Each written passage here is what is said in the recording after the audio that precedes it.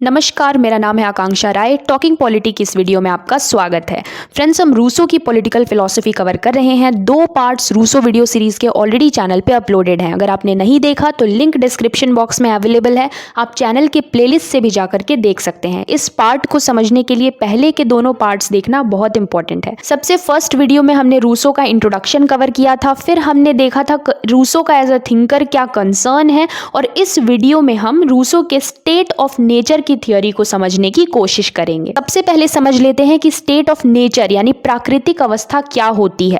तो जो social contract के थिंकर्स हैं, हॉब्स, लॉक और रूसो, जो सोशल कॉन्ट्रैक्ट की बात करते हैं, वो लोग स्टेट ऑफ नेचर को एक्सप्लेन करते हैं। तो ये जो फिलोसोफर्स हैं वो इमेजिन करते हैं कि जब स्टेट या गवर्नमेंट के बनने से पहले लोग कैसे रहते होंगे, वो प्रकृति के हिसाब से रहते होंगे, उनके ऊपर कोई लॉ, कोई अथॉरिटी नहीं होगी। उस सिचुएशन को वो स्टेट ऑफ नेचर कहते हैं। तो स्टेट ऑफ नेचर एक हाइपोथेटिकल कंडीशन है, एक काल्पनिक अवस्था है, जो एक कल्पना है, इमेजिनेशन है ये सोशल कॉन्ट्रैक्ट के थिंकर्स की, जहाँ पे वो इमेजिन करते हैं कि स्टेट के फॉर्मेशन के पहले लोग कैसे रहते होंगे, वो नेचर यानी कि प्रकृति के हिसाब से रहते होंगे।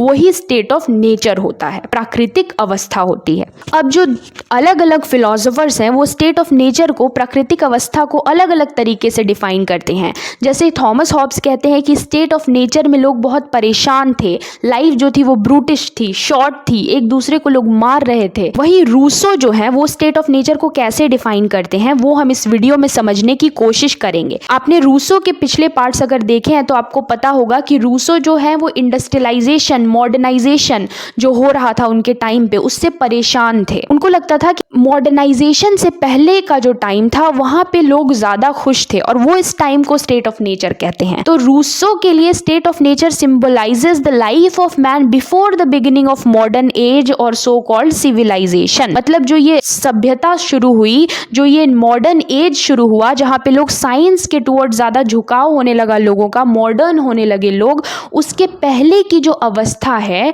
जहाँ पे लोग खुश थे रूसो के हिसाब से, वो स्टेट ऑफ नेचर था। जहाँ लोग प्रकृति के हिसाब से काम कर रहे थे, वो स्टेट ऑफ नेचर था। अब देखो, अब तो ये हो गया कि स्टेट ऑफ नेचर था क्या।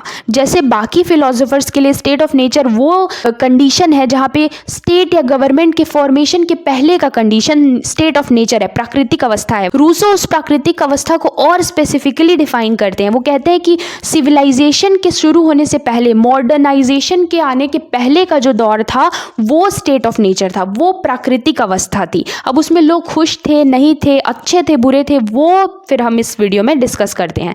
तो रूसो कहते हैं कि state of nature was a state of bliss, वो ब्लिस का दौर था, वो परफेक्ट हैप्पीनेस थी वहां पे। स्टेट ऑफ नेचर में परम आनंद था लोगों के पास। रूसो के हिसाब से प्राकृतिक अवस्था जो थी, स्टेट ऑफ नेचर जो था, वहां परफेक्ट फ्रीडम था, लोग पूरी तरह से फ्री थे, आजाद थे, और इसी वजह से लोग पूरी तरह से खुश थे। आपको पता है कि रूसो का एम क्या था, कि लोग खुश रहें, और लोग खुश कब रहेंगे, जब वो फ्री रहेंगे, आजाद रहेंगे। तो वो कहते हैं कि स्टेट ऑफ नेचर में लोग फ्री थे और इसी वजह से वहां परफेक्ट हैप्पीनेस था। लोग खुश क्यों थे? क्योंकि वो अपने विश के हिसाब से, अपनी इच्छा के हिसाब से काम करते थे स्टेट ऑफ नेचर में, प्राकृतिक अवस्था में। अब ये जो रूसो का स्टेट ऑफ नेचर है उसमें मैन कैसा था, उसमें जो लोग रह रहे थे उस प्राकृतिक अवस्था में, वो लोग कैसे थे? तो वो लोग नोबल सैवेज थे। नोबल क्यों थे, महान क्यों थे? क्योंकि उनके अंदर 2 क्वालिटी थी। एक तो फ्रीडम, वो फ्री थे, वो अपने डिसीजंस खुद ले सकते थे, they had ability to decide for oneself. दूसरा, उनके अंदर पिटी या कंपैशन की भावना थी, यानी वो दूसरों के दुख दर्द को महसूस कर सकते थे। इसीलिए जो लोग स्टेट ऑफ नेचर में रह रहे थे वो नोबल थे, महान थे। सैवेज क्यों थे? क्योंकि इस प्राकृतिक अवस्था में, स्टेट ऑफ नेचर में, लोग अनसिविलाइज्ड थे, थोड़े से असभ्य थे, क्योंकि वो सेटल्ड लाइफ नहीं जी रहे थे, लेकिन फिर भी वो खुश थे, वो फ्री थे। तो स्टेट ऑफ नेचर में जो लोग रह रहे थे रूसो के हिसाब से, वो कैसे थे? नोबल थे, महान थे, क्योंकि वो फ्री थे, दूसरों के दुख दर्द को महसूस कर सकते थे, और थोड़े से सैवेज थे, थोड़े से अनसिविलाइज्ड थे, क्योंकि वो सेटल्ड लाइफ नहीं जी रहे थे। अभी हम इन सबको कंक्लूड करेंगे और आपको पूरा कॉन्सेप्ट क्लियर हो जाएगा। पहले एक एक बात को समझ लीजिए। अब एक और बात है, ये सारा कॉन्सेप्ट, ये टर्म याद रखना है, एमसीक्यू में पूछा जा सकता है। नोबल सैवेज की बात, मैन को नोबल सैवेज कौन कहता है स्टेट ऑफ नेचर में? तो रूसो कहते हैं। फिर देखो, रूसो कहते हैं कि स्टेट ऑफ नेचर में केवल नेचुरल इनइक्वालिटी थी। तो अब ये नेचुरल इनइक्वालिटी क्या है? तो तो देखो रूसो कहते हैं कि इनइक्वालिटी दो तरह की होती है, एक नेचुरल इनइक्वालिटी और एक कन्वेंशनल इनइक्वालिटी। नेचुरल इनइक्वालिटी क्या है? जो प्रकृति ने इनइक्वालिटी की है वो नेचुरल इनइक्वालिटी है। जैसे कोई गोरा है, कोई काला है, तो ये प्रकृति की देन है, तो ये नेचुरल इनइक्वालिटी है।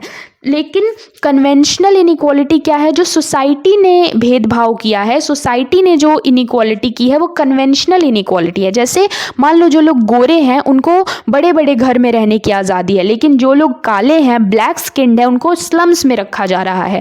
तो ये जो इनइक्वालिटी है ये स्टेट की, सोसाइटी की बनाई हुई इनइक्वालिटी है, तो ये कन्वेंशनल इनइक्वालिटी है। तो रूसो कहते हैं कि स्टेट ऑफ नेचर में केवल नेचुरल इनइक्वालिटी थी, कन्वेंशनल इनइक्वालिटी नहीं थी। यानी प्राकृतिक अवस्था में केवल वही भेदभाव था जो नेचर ने किया है, प्रकृति ने किया है। लोग भेदभाव नहीं करते थे, स्टेट या सोसाइटी ने किसी तरह की कोई इनइक्वालिटी नहीं बनाई थी।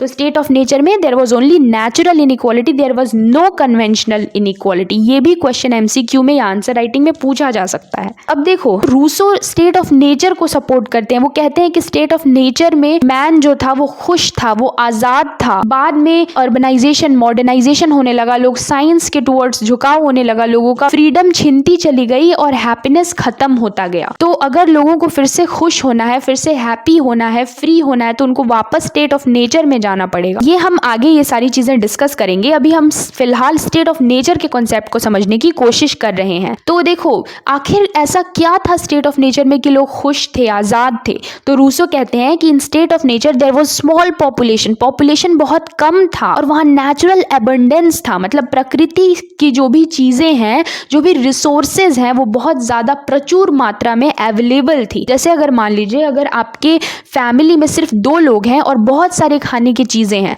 तो फिर आप उतना ही खाओगे जितना आपको जरूरत है और आप बहुत ज्यादा उसको छीनने की, झपटने की कोशिश नहीं करोगे, आप खुश रहोगे।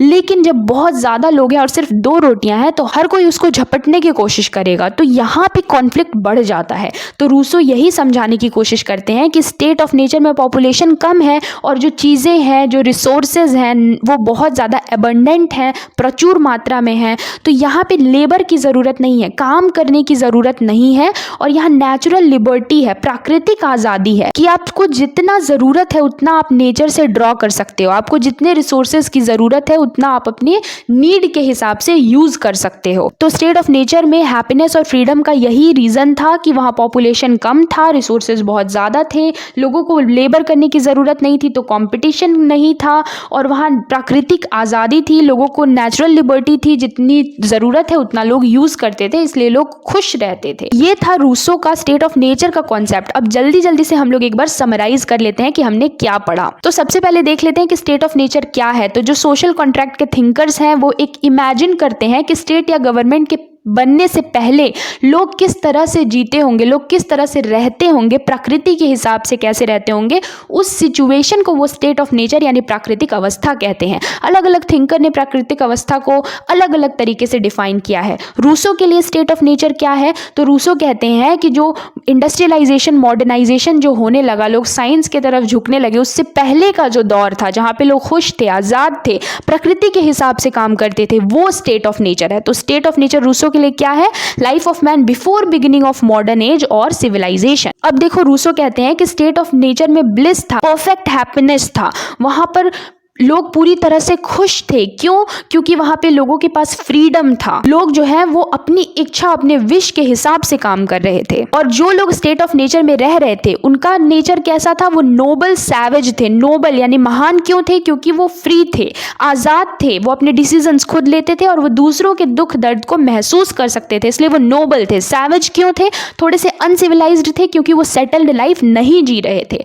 फिर देखो रूसो बताते हैं कि स्टेट ऑफ नेचर में केवल नेचुरल इनइक्वालिटी थी, कन्वेंशनल इनइक्वालिटी नहीं थी। यानी प्रकृति ने जो भेदभाव किया था सिर्फ वही भेदभाव था, वहां पे सोसाइटी के द्वारा कोई भेदभाव नहीं किया जाता था। तो स्टेट ऑफ नेचर में केवल नेचुरल इनइक्वालिटी थी, कन्वेंशनल इनइक्वालिटी नहीं थी।